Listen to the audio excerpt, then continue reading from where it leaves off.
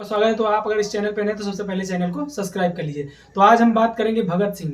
भगत सिंह एक ऐसे क्रांतिकारी जिनको करोड़ों युवा जो हमारे देश के हैं अपना आदर्श मानते हैं और उनका बलिदान हमारे लिए प्रेरणा स्रोत है। तो आइए बात करते हैं कि उनका जन्म कहाँ हुआ था और उनके बारे में थोड़ी सी चर्चा करते हैं। तो पहले जान लेते हैं कि उनका जन्म कहाँ हुआ था, उनके माता पिता का नाम क्या था, उनकी मृत्यु कब हुई, कैसे हुई, इन सब चीज़ों के बारे में जान लेते हैं।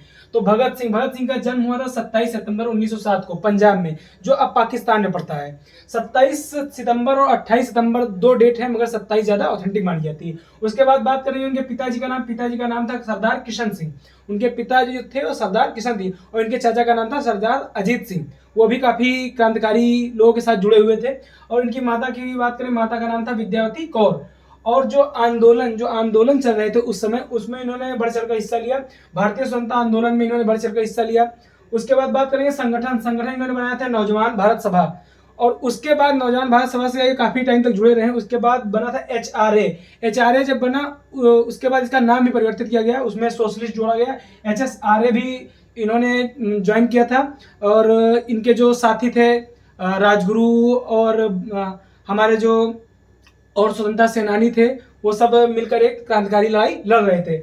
और बात करें कि फांसी की, तो फांसी इनकी 23 मार्च 1931 को हो गई थी। अब फांसी कैसे हुई इसके बारे में जान लेते हैं।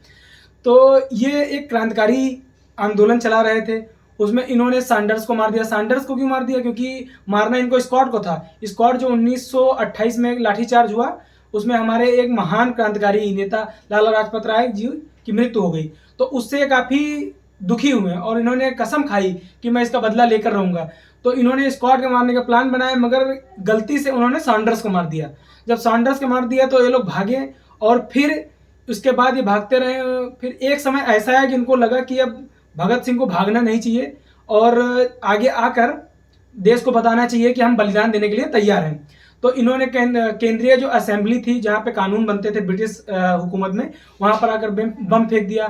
तो और तीनों लोग, राजगुरु, सुखदेव और ये तीनों लोग गिरफ्तार हो गए। इन्होंने चाहते तो ये भाग सकते थे, मगर इन्होंने खुद अपनी गिरफ्तारी कराई। उसके बाद इनको फांसी की सज़ा सुनाई गई। जो वहाँ की ब्रिटिश जो हुकूमत थी, उन्होंने इनको फांसी की सज़ा सुनाई। और फांसी की जब सज़ा सुनाई तो काफ़ी देश में माहौल ख़राब होने वाला था। तो इनको तय वक्त से पहले ही, 12 घंटा पहले ही फांसी दे गई थी, फांसी दे दी गई। और इनका जो शव था उसको उस तरह सम्मान पूर्वक इनको परिवार को भी नहीं सौंपा गया, उसको जला कर सतलज नदी में भी बहा दिया गया। बाद में काफ़ी आंदोलन हुआ। तो एक छोटी सी जानकारी थी सरदार भगत सिंह के बारे में। तो आपको अच्छा लगा हो तो इसको शेयर करिए, प्लीज़ चैनल को सब्सक्राइब करिए और अपने भाई को प्यार देते रहिए। जय हिंद।